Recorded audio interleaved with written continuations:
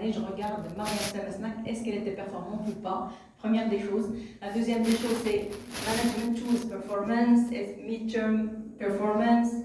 Il y a beaucoup de significations pour le nom du cabinet. Notre slogan, c'est Your Path to Excellence. Ça veut dire quand on travaille avec une personne, c'est vraiment pour arriver au pic et pour arriver à l'excellence. Alors, notre cabinet est un cabinet de conseil de formation stratégique, ressources humaines et management. Nous accompagnons les entreprises à identifier les leviers de la performance et de mettre en place une stratégie de développement, de conceptualiser un système de mesure de la performance et de former et mobiliser les compétences pour l'atteinte des objectifs. Notre mission. On a une mission, c'est vraiment de créer la vraie valeur à tous nos partenaires, nos clients, nos fournisseurs, nos collaborateurs, l'État et tous les partenaires, les parties prenantes qui nous entourent. Alors, nos valeurs. Moi, j'insiste beaucoup sur les valeurs du cabinet, parce que le cabinet, c'est une personne morale. Et chaque personne, elle a une mission, elle a des valeurs sur lesquelles il se repose. Donc, on a la première valeur, c'est l'engagement. Après, le respect, le partage, la transparence, le professionnalisme. Et puis, il y a plusieurs valeurs avec lesquelles on partage avec le cercle CDD. Et finalement, le patriotisme. Moi, j'insiste sur ça parce que l'action qu'on fait, c'est vraiment pour donner de la valeur aux entreprises marocaines, à les voir briller, à les voir aller plus grand dans leur stratégie de développement. Et notre responsabilité aussi de développer notre pays. Alors, notre politique RSE, c'est pour ça que j'ai dit à Madame Loubna, il y a une partie que pour toi. Donc, on est engagé dans deux objectifs de développement durable, l'éducation de qualité à travers les formations qu'on offre pour nos clients, travail décent et croissance économique. C'est quand on travaille avec nos clients, on fait passer aussi nos valeurs et nos principes par rapport au respect du travail décent et par rapport à la croissance économique, en leur donnant l'opportunité de se développer et de créer de nouvelles opportunités. Alors, on a responsabilité environnementale, on est vraiment conscient par rapport à notre empreinte carbone, responsabilité sociale et sociétale, les deux côté entreprise et côté associatif. Alors, nos initiatives, on est membre actif dans le comité d'évaluation du trophée d'égalité professionnelle, à l'attention des entreprises, en partenariat avec la direction du travail. On est membre à l'association des femmes chefs d'entreprise au Maroc et on a travaillé volontairement avec le Nawat Maroc PME pour l'organisation des formations aux femmes chefs d'entreprise.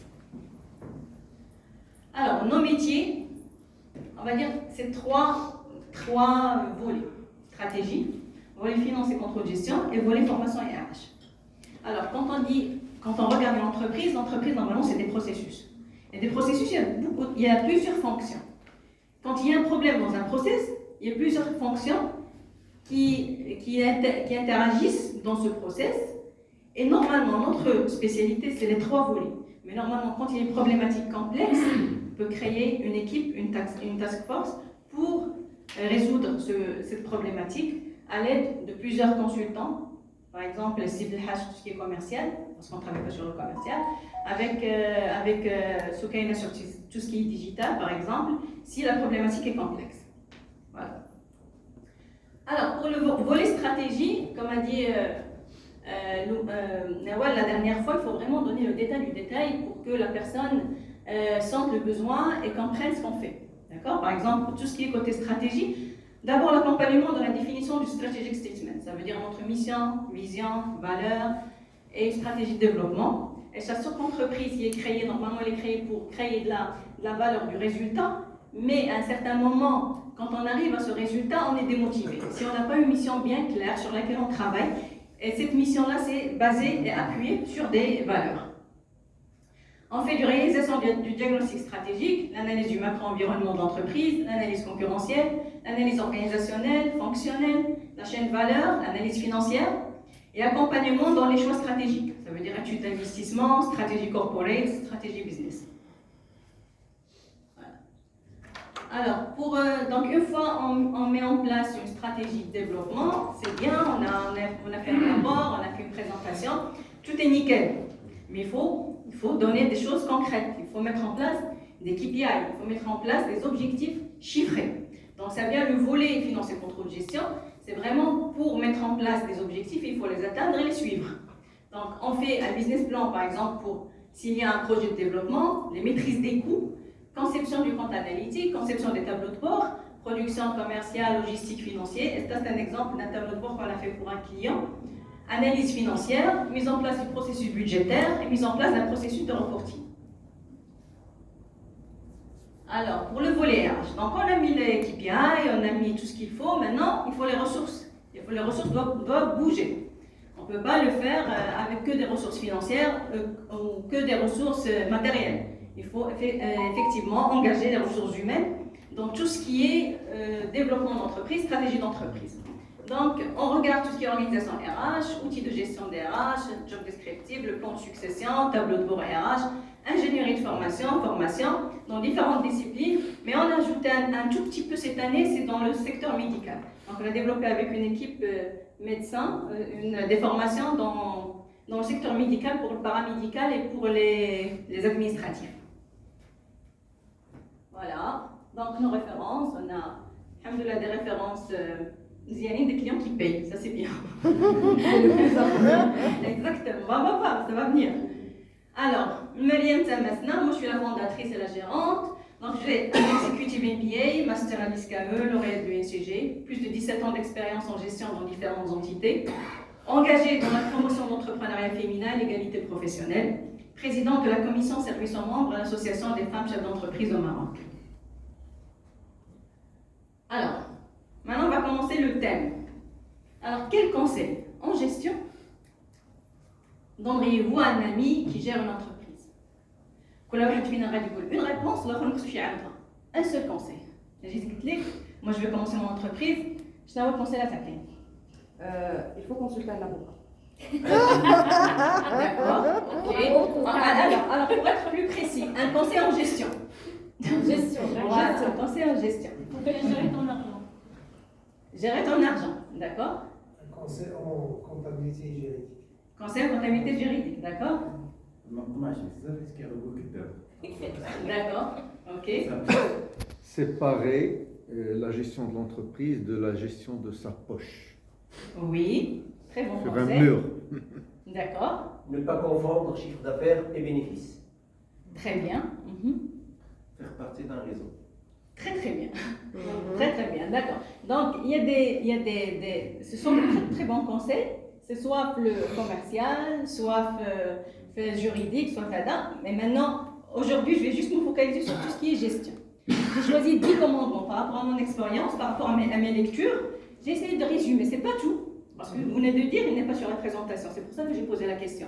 C'est pas à moi seulement de dire ce qu'il faut faire, mais on est tous des gérants, on est tous des directeurs d'entreprise. On a notre mot à dire. Donc l'essentiel, c'est vraiment vous avez partagé des points qui sont pas là. Alors on commence. Alors les 10 commandements d'une bonne gestion d'entreprise. Le premier commandement, c'est vraiment identifier et diversifier son activité. L'exercice qu'on venait de faire là, qu'on demande par exemple à quelqu'un de présenter l'autre. Ça, c'est c'est très crucial parce que qu'est-ce que je fais? Je dois m'identifier.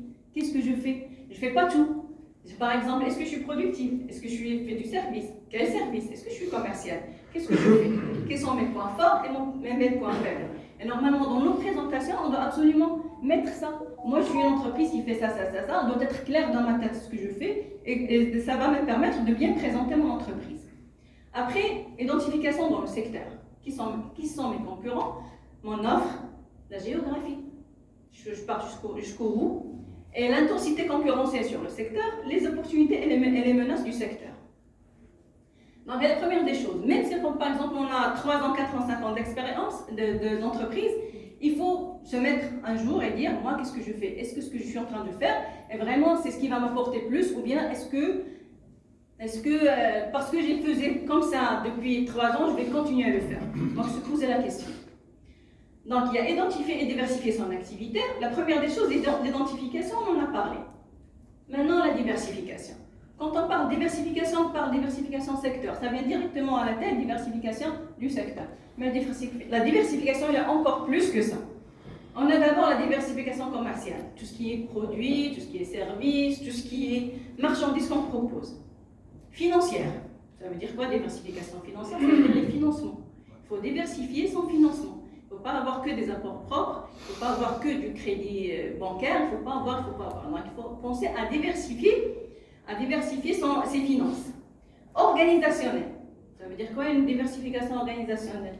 Ça veut dire moi je suis organisée comme ça, verticalement, je vais faire horizontalement. Par exemple avec mon équipe, j'essaie de trouver d'autres méthodes de travail, d'autres méthodes d'organisation pour travailler. Managériel. Managériel, c'est quoi? C'est la prise de décision. Moi, en tant que décideur, mon travail, c'est de décider.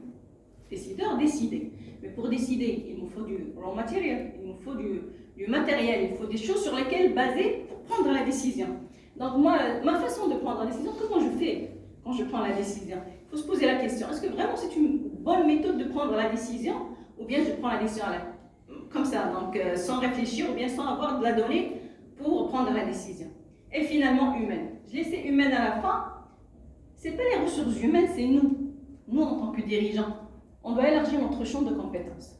À chaque fois, élargir notre champ de compétences par rapport à notre développement personnel, mais aussi par rapport ça va nous ouvrir des opportunités de business et de diversification stratégique à laquelle on va y arriver au final, diversification du business. Voilà, le premier point, c'est identification et diversification des 5 points. C'est bon? Je fais comme ça?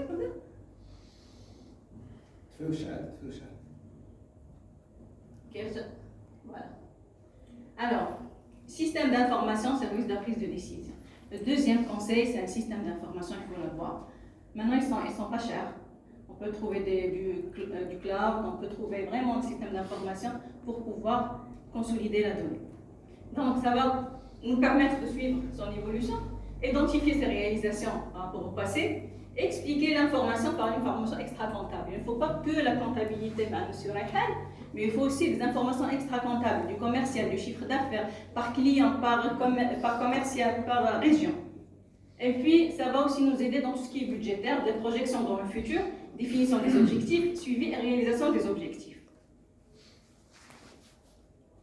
Troisième point, c'est la veille informationnelle. Ça veut dire quoi la veille informationnelle? Ça veut dire le matin, je lis les journaux.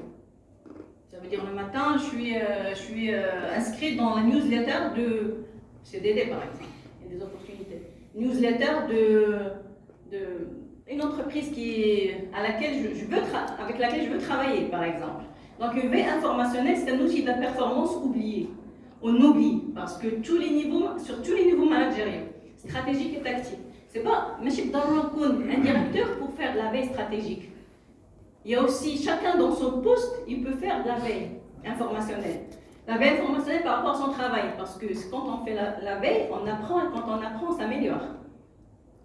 Donc différentes formes, commerciales, technologiques, juridiques, économiques. Donc ça permet d'anticiper, de réagir et d'être proactif. Le quatrième point, c'est mesurer et vérifier sa performance. Donc il y a différents types de performance. Le dirigeant doit la performance, mais chacun dans son poste, chacun dans sa catégorie peut parler de performance. Quand on parle de performance commerciale, ça veut dire la marge, ce n'est pas le chiffre d'affaires. Quand je parle de performance économique, c'est le résultat final d'entreprise. Et quand je parle de la performance financière, c'est est-ce que mes actionnaires sont satisfaits? Est-ce que j'ai de l'autonomie par rapport à mes bailleurs de fonds? Et bien sûr, la performance, c'est quoi? C'est le triangle de la performance. Ça, j'aime bien ce triangle-là parce qu'il y a 3 mots qui sont magnifiques. Pertinence. Ça veut dire quand je mets les moyens qu'il faut pour ces objectifs. L'efficience, ça veut dire quand je mets les moyens qu'il faut pour atteindre les résultats.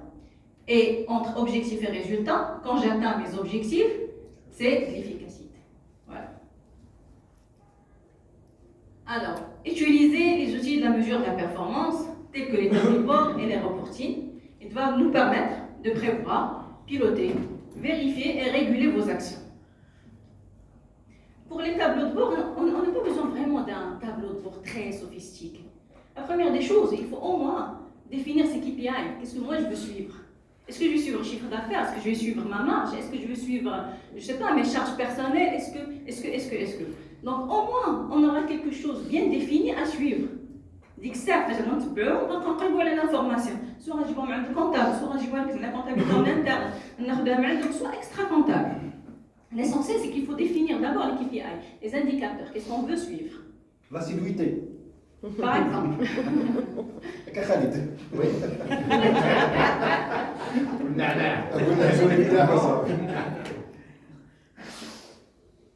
Alors, le sixième conseil, c'est soigner le chiffre d'affaires et viser le résultat et le cash. Alors, on vise la marge, orienter les ventes vers des produits qui génèrent plus de marge. Pour le savoir, il faut d'abord calculer le coût de revient, combien ça me coûte ce produit, pour pouvoir viser mes ventes. Deuxièmement, part de marché, elle n'est pas trop importante par rapport au résultat. Je ne vais pas courir derrière la part de marché chez moi si moi mon résultat n'est pas satisfaisant, si mon résultat ne me permet pas de se développer. Et finalement, le cash. Un chiffre d'affaires non encaissé, c'est une perte double pour l'entreprise. Voilà. Surtout d'où le. Alors, et septièmement, c'est développer son affaire graduellement. Ça veut dire, c'est vrai, on est ambitieux, on va atteindre des sommets, mais il faut aller graduellement pour arriver aux objectifs. Un chiffre d'affaires important, c'est des ressources importantes, c'est des financements importants. En plus de ça, c'est un engagement important par rapport aux dirigeants. Le huitième point, c'est anticiper et planifier. Alors, la gestion, c'est quoi? C'est une discipline. C'est une discipline qui vise le futur, qui s'appuie sur le passé, mais sans être myope ou aveugle par le présent. Et je souligne sur être myope et aveugle par le présent. Parce qu'on est tous dans l'opérationnel, jour par jour, et on oublie le futur, la projection dans le futur. D'où la nécessité d'avoir une stratégie de développement à long terme, d'où la nécessité d'avoir des objectifs et la nécessité d'avoir des KPI. Alors, le neuvième point, c'est soigner les relations avec les divers partenaires. Pourquoi j'ai mis ces bulles-là? Il faut leur donner la parole, il faut les écouter. Les salariés, les clients, les fournisseurs, actionnaires, les associations autour de nous, l'État et les organismes financiers. Pourquoi il faut donner la parole à toutes ces personnes-là? Pourquoi? Leur feedback, c'est important. Impact direct sur l'entreprise. Hein. Impact direct sur l'entreprise. C'est tous des maillons de la chaîne. L'écosystème. Hein. Exactement, c'est l'écosystème, mais surtout pour la survie de l'entreprise, parce qu'il faut gérer les risques. Et les risques viennent de n'importe quelle personne avec laquelle on intervient, on interagit. Voilà. Savoir s'entourer des bonnes personnes. En interne, donner la parole à vos équipes. Essayez de recruter des bonnes personnes. Le côté rémunération, n'essayez pas de voir côté rémunération retour, mais s'il y a une très bonne personne, il vaut mieux la payer. Exactement. Et externe, soyez entouré par des banquiers, par des experts comptables, par des juristes, et par des cabinets comme des performances. Et voilà.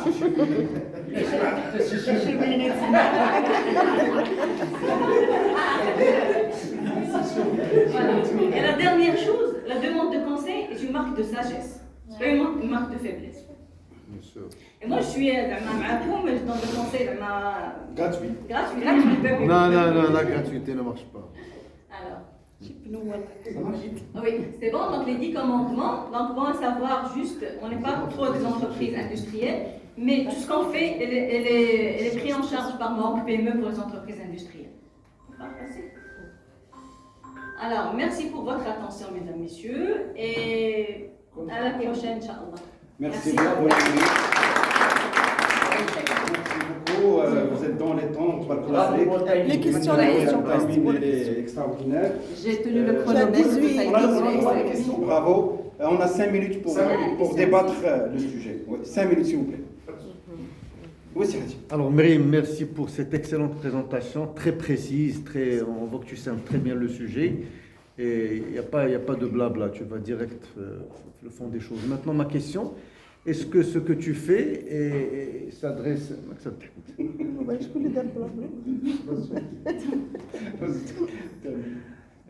Est-ce que ce que tu fais maintenant s'adresse à quel type d'entreprise? Est-ce que ça peut cibler mon entreprise qui est une micro-entreprise, TPE, ou là ça s'adresse à une grande entreprise? Hein? Alors, notre cible, essentiellement, ce sont des PME, ouais. marocaines qui sont dans la restructuration, qui sont dans le développement, qui sont dans le besoin d'être organisées et d'être solides يكون عنده الواقع على السطح comme on dit le processus et tout ça. Pour par exemple les petites entreprises, moi je travaille avec des petites entreprises. Même par exemple tout ce qui est maîtrise des coûts, moi j'ai fait une offre pour toute entreprise qui passe par des crises, je ne sais pas, financières ou des choses comme ça, je peux leur faire une offre privilégiée de maîtrise des coûts pour qu'elles puissent sortir Du rouge. de la crise. Exactement, du rouge. Mais par exemple, petite société, je peux donner du conseil par rapport aux outils que vous pouvez utiliser, vous orienter. Une petite société, mais ça, je vous aide rapidement, tu vois ce qu'il y a, tu vas, regarde, tu fais ça, tu ajoutes, donc ça ne va pas être une prestation trop chère. C'est par rapport au temps du travail. L'expérience et tout ce qui est savoir-faire, on va dire, on va pas le facturer parce qu'on facture juste le temps du travail. Et justement, pour l'exemple d'une micro-entreprise, donc la solution elle est rapide à trouver. Donc ça prendra pas beaucoup de temps. Exactement. Qu'il deviendra une grande entreprise et fait appel à Myriam par la Oui, ça. On va les accompagner pour qu'ils deviennent grands. Voilà. Il faut l'accompagner pour qu'ils deviennent grands. Oui, Abdel. Alors, là, vraiment, présentation très agréable. Moi, je rejoins Sikra. On a ce problème, on est des petites sociétés, des TPE. Malheureusement, moi, j'aimerais bien que vous m'aidiez à me restructurer, mais après, ce qui nous effraie, je le dis franchement, c'est le budget. Parce que nous, petites entreprises, si on fait appel à vous, quel genre de budget vous allez demander? Alors, même avant de vouloir demander le service, si on pense que le service est trop donc c'est un petit peu ça qui bloque. Alors je ne sais pas s'il faut peut-être négocier un truc pour le CDD, pour les petites entreprises, mais moi franchement, en tant que petite entreprise, j'aimerais bien avoir vos services. Avec grand plaisir. Deux mots d'un conseil. Justement, pour enchaîner un peu sur ce qui a été dit, merci avant tout pour la présentation. Effectivement, il y a des programmes pour les PME. La question, est-ce que aujourd'hui, sur les programmes qui existent pour les TPE, qu'est-ce qu'il y a comme programme qui existe aujourd'hui pour les TPE pour répondre un peu à cette problématique? Exactement. Merci. Je t'en prie, merci pour vos questions. Effectivement, tout ce qui est accompagnement, normalement l'État fait un effort pour aider les entreprises à être accompagnées par des experts dans leur domaine. Malheureusement, maintenant, la stratégie de l'État, c'est vraiment tout ce qui est industriel. Donc, il y a le Maroc PME, il y avait les GIA pour tout ce qui est ingénierie de formation et diagnostic stratégique. Apparemment, ils ont des problèmes. Mais ça vient, le CRI, personnellement, va lancer des programmes d'accompagnement pour les TPE. Mais en attendant, pour tout ce qui est petite entreprise, surtout pour les cercles, si vous avez des problèmes vraiment qui vous tracassent la tête, n'hésitez pas. Appelez-moi, je viens une demi-journée, des choses comme ça, on va la traiter, il n'y a pas de souci. Il n'y a pas de souci. Donc, avec plaisir. Merci beaucoup. Je rejoins l'idée, mais plus précisément, la présentation اللي درتينا يمكن كلنا درتنا واحد point d'interrogation où on est par rapport à tout ça. Mais أنا غادي نطلب منك pour une prochaine إن شاء الله de trouver le petit volet focus sur un intérêt qui va être un peu commun, justement. C'est pas faute de budget, mais c'est l'énergie. Ça veut dire, c'est comme si on hésite, ou là on a peur. ملي كتقول لنا الماروك PME, ملي كتقول لنا les chiffres, les finances, tu vois, ça fait un peu peur. Donc peut-être banaliser, faciliter. Et وحببين هذاك tu vois هذاك le résultat اللي غادي نوصلوا له, et peut-être je crois que tout le monde est preneur. Voilà. Pour rejoindre un petit peu sa réponse, parce que nous dans notre entreprise on a un directeur financier, un directeur de marketing, un directeur, là on est un petit peu tout ça. On a terminé, on verra ça dans les one-to-one. Vous pouvez voir ça. C'est Khalid rapidement. Petite expérience اللي عشتها مع الكابينت كونساي باش الناس تقريبا يستافدوا. انا كنت جو اجوتي مدام ناول il faut identifier le besoin. المشكل اللي وقع لنا مع الكابينت كونساي ماشي ما مزيانش الكونساي ما كانش عندهم. علاش؟ حيت باغ اكزومبل وقت اللي تلاقيت السي جهاد لا ديرنيير فوا شرح لي ان لو بي بي تي كنخلصوا حنا في لاسانسيس اون بو بينيفيسي من هاد لي فورماسيون. الوغ المشكل اللي كان ان الوقت اللي كنا البيرو والبيرسونيل انا في تكنيك كاين مشكل بور ماناجي. ديجا جينا غير كابينت كونساي اللي تعطيني داك البروسيس ا بي سي اللي نتبعو نكون مرتاح. سيناني واحد 6 موا في الاخر ملي جات بريزونطات ليا واحد البروسيس ديال كيفاش تخدم لقيت انا غير باغي داكشي اللي بينا حنا. on parle 6. 6 pour 6 mois, c'est Oui. Alors, بالتالي شنو درت؟ ريت مع راسي قلت انا ما ندير كابين كونساي، بقيت غير كنخلق في البويه ودرت انبوت اوتبوت. كيفاش كنجيب لافير، كيفاش كنتخلص فيها. وباش نجاوب على السؤال ديال مدام نوال، il faut identifier les besoins باش حتى الكابين كونساي كتلقى زعما. Merci beaucoup Khalid. C'est un très bon point. Merci beaucoup. Merci à Myriam. On a terminé les 10h30. Ce qu'il vient de dire est très Mais important. rapidement, Myriam. Parce qu'effectivement, identifier le besoin, pas tous les gérants arrivent à identifier le besoin. Donc parmi aussi notre valeur ajoutée, c'est de leur aider à cerner le besoin et la problématique. Et pas généralement, par exemple, ça dépend de votre peut-être un recrutement, peut-être une formation, peut-être moi. Donc il y a plusieurs remèdes à une problématique. Donc il faut d'abord faire l'entretien, par exemple, un sobrier processé, un sobrier. Un sobrier, est-ce que ça va vraiment régler ta problématique? C'est quoi d'abord ta problématique? Oui, il faut un bon conseiller dans ce cas. Une problématique I want to one, bien I want to one. identifiée, peut-être rapidement réglée. J'ai une question à Myriam. Lors de votre présentation, la première fois de votre activité, vous nous avez parlé de médical, paramédical. Je ne vois pas de médical sur la présentation. Si, la formation. C'est que la formation. Secteur médical. Pas je l'ai dit, je l'ai écrit. Tu t'es pas Est-ce que tout le monde est d'accord? Oui, oui, mais c'était une phrase. C'était une phrase. Donc, pour valider la présentation de Mme Myriam, pour qu'il n'y ait pas d'ambiguïté par rapport aux autres formateurs qu'on a et par rapport aux autres coachs. Donc, je vous remercie beaucoup, mesdames et messieurs. Merci pour votre présence, merci pour votre engagement, merci pour votre implication au sein de notre cercle. Je l'ai la science et à votre défense. Merci à vous.